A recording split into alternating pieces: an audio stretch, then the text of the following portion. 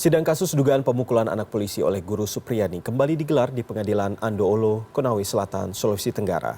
Sidang kali ini, kuasa hukum Supriyani menghadirkan ahli pidana Susno Duaji dan ahli psikologi forensik Reza Indragiri. Dalam keterangannya, baik Susno maupun Reza meragukan penggunaan keterangan saksi anak yang mengaku melihat Supriyani memukul korban.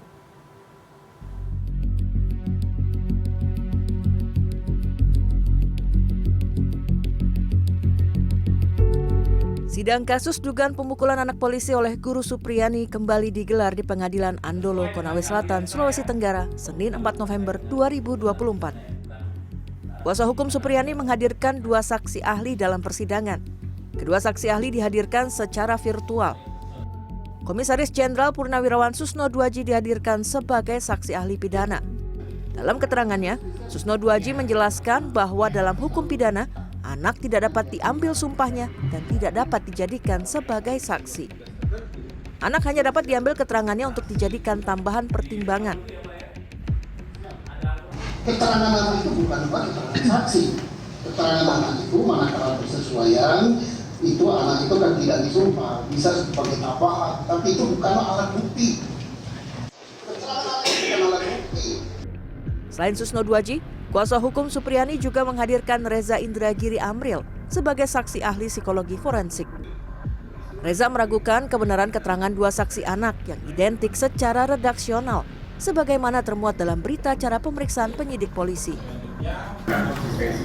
Perlu dicek apakah kita sedang berbicara atau membahas tentang konsistensi fisika atau konsistensi redaksional kan?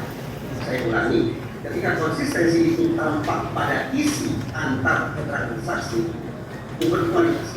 Tapi ketika konsistensi tampak pada aspek redaksional keterangan para saksi, justru kualitasnya dipertanyakan.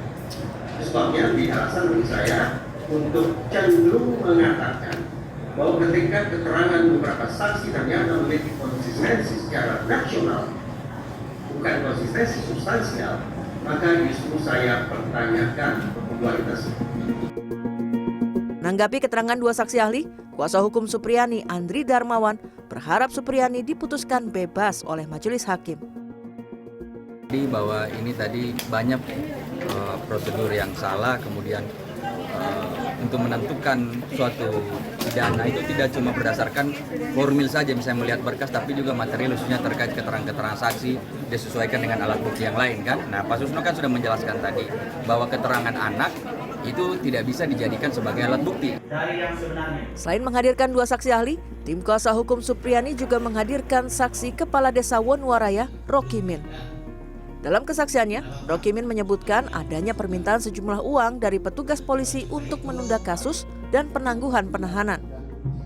Dalam sidang yang berlangsung sejak pagi hingga sore ini, juga dihadiri sejumlah guru, termasuk mantan Camat Baito Sudarsono Mangidi.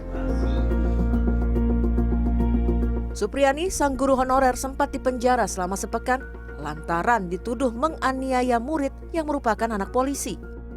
Kasus bermula pada 24 April lalu. Saat itu, murid Supriyani yang masih duduk di kelas 1 Sekolah Dasar Negeri Baito mengadu kepada orang tuanya bahwa ia telah dianiaya oleh guru. Orang tua anak, Aibda Wibowo Hashim, melaporkan kasus ini ke Polsek setempat, tempat ia bertugas sebagai Kanit Intelkam. Supriyani, tenaga honorer selama 15 tahun, menyangkal tuduhan penganiayaan. Upaya mediasi dengan pihak sekolah pun gagal.